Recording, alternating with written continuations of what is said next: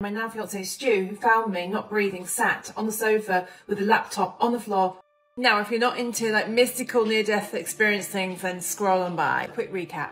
We know on the Friday it happened, I was last seen on WhatsApp at 4:49. Yeah, so I have WhatsApp on my laptop open all day because I use it to communicate with my clients. At 5:29, my now fiance Stu, who found me not breathing, sat on the sofa with a laptop on the floor. The next hour was hectic. Stu did CPR, there was ambulances, it was an hour before they could stabilise my heart. I was put into an induced coma. This is when things got a bit weird. So my body was clearly in the hospital, but my spirit was something completely different. Now my friend Claire, she's a psychic and lives in Spain, which I'd gone to her and asked her to write me some lists. I have 3 sons and I wanted her to write these lists to them. She refused and told me categorically to get back into my body. But I was distressed and I did say to her, I don't know if I can. Now obviously you and I are communicating this through words like we were having a chat. It wasn't like that. Apparently I was there for 2 hours trying. The weird part of it is back in Scarborough Hospital, Stu was being told that I probably wasn't going to make it. Now I don't know where I was between that point and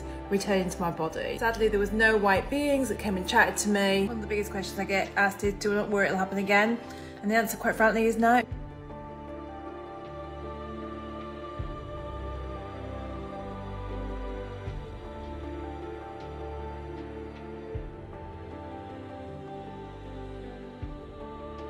You experience something like this, you're never the same person. This version's much braver. She doesn't worry, takes things on the chin, and she understands that not everyone will get it, and that's okay. But that plenty of you absolutely will get it. And you know who you are, so this message is for you. Number 1, gratitude must be practiced daily. 2, you're divinely protected. 3, you've come here to wake up, grow, and refine your vibration. 4, the real school is the school of life, and love is the only healer. 5, you're incredibly important.